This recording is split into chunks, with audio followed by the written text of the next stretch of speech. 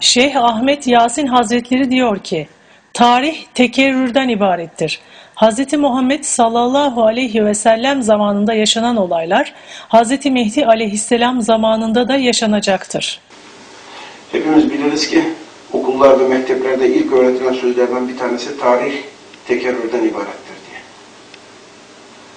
Evet, Efendimiz Aleyhisselatü Vesselam'ın gelişi ne kadar açık, ayan ve beyan olmuşsa, Mehdi Aleyhisselam'ın ahir zamanda Efendimiz'in soyundan gelecek olan o zatın da gelişi bu kadar açık ve seçik olacak. Onlar da aynı sözleri kullanacaklar. Keseceğiz onları, yok edeceğiz. Mehdi Aleyhisselam gelsin, biz ona tabi olacağız. İşleri yüzleri asmak. Mehdi Aleyhisselam geldiği zaman huzur getirecek, barış getirecek, birlik getirecek, beraber getirecek. Yeryüzündeki bütün fesadı kaldıracak. Efendimizin naklettiği hadislerle sabittir ki kurtla kuzu yan yana otlar şekilde olacak. Hiç kimse kimseye dokunmayacak. Kimse kimsenin hakkını almayacak. Zalimlik etmeyecek. Efendimiz Aleyhisselatü Vesselam'ın bütün vasıflarını bilen Yahudiler onun geleceği vakti beklemekteydi. Ne diyordu Yahudi kavmi?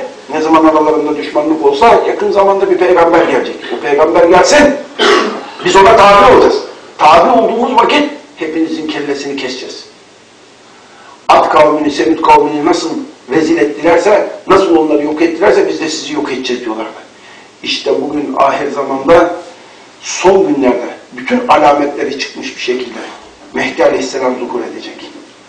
O zuhur edecek olan Mehdi Aleyhisselam'ın bütün alametlerini Yahudi misali olan içinde kin, gurur, kibir, riya hastalıklarıyla donanmış olan çoğusu dört gözlü olduğunu bekliyor ki Mehdi Aleyhisselam deyince biz ona tabi olacağız. Öyle bir kuvvetleneceğiz ki ondan sonra sizleri yok edeceğiz, kellelerinizi keseceğiz. Pırasa gibi doğrayacağız diyorlar. Aralarında hiçbir fark yoktur. Yahudilerin Efendimiz'e geleceğini önceden bildiklerini kesinlikle biliyoruz. Hayber Yahudileri ile Gatafan Arapları arasında savaş çıkardı. Ve Yahudiler her defasında mağlup olurlardı. Yenilirlerdi. Gatafanlılar onları yenerdi. Çünkü Gatafanlılar dağlıydı. Ovalıları her zaman yenerlerdi. Onlar da Yahudiler de derlerdi ki ey Allah'ım ahir zamanda göndermeyi vaat ettiğin o ümmi peygamber hakkı için, yani biliyorlar anasız babasız yetim ve okumamış, kimseden ders görmemiş o ümmi peygamber hakkı için senden bizi muzaffer kılmanızı istiyoruz ya Rabbi şeklinde diye dua etmeye kararlaştırdılar. Gatafan'la karşılaşınca bu duayı yaptılar. Savaşın neticesinde de o duanın yüzü su hürmetine Cenab-ı Allah onlara muzafferiyat verdi. İlk defa Gatafanlıları yendiler. Mallarını da aldılar, ganimete de sahip çıktılar. Ondan sonra Resulullah Aleyhisselatü Vesselam hak peygamber olarak gönderilince inkar ettiler.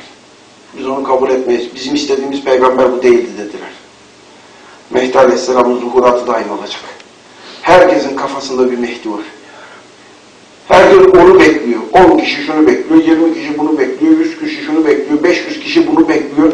Hiç kimse Cenab-ı Allah'ın bize takdir edip gönderecek olduğu kitap ve sünnet üzerine amel eden, insanları seven, Resulullah Aleyhisselatü Vesselam وَمَا اَرْسَلْنَاكَ اِلَّا رَحْمَةً لِلْعَالَمِينَ İlla aleme rahmet olarak gönderilmişti.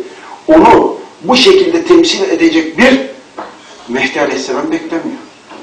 Elinden gelse herkes içindeki kini kusup eline silahlı, tabancalı, kılıçlı, odunlu, sopalı alıp milleti doğrayıp yok edip götürecek. Allah bu tip insanlara hiçbir zaman fırsat vermez. Amin. Çünkü bunlar hakikaten hain insanlardır. Allah Teala böyle zalimlerden hepimizi muhafaza eylesin. Ve edecek de. O Yahudiler diyorlardı ki kafirlere karşı zafer isteyip durdukları halde o tanıdıkları kendilerine gelince, tanıdıkları Peygamber Muhammed Aleyhisselam kendilerine gelince bu sefer onu inkar ettiler. Bu yüzden de Allah'ın laneti o kafirlerin üzerine oldu buyuruyor. Bakara suresi 89. ayet-i kerimedir bu. Kurtubi onu özel bir şekilde açıklamıştır. Aynısını İsmail Hakkı Hazretleri'nin tefsirinde de çok açık bir şekilde görürüz. Yaşanacak bu. O zaman da iman ettik diye amel eden o Yahudiler nasıl sözlerinden geri döndülerse, sıkıyı gördüğü zaman hadis-i şerifte rivayet edildiği gibi 70.000 sarıklı belki o gün sözünden dönüp düşman olacaklar Mehdi Aleyhisselam'a.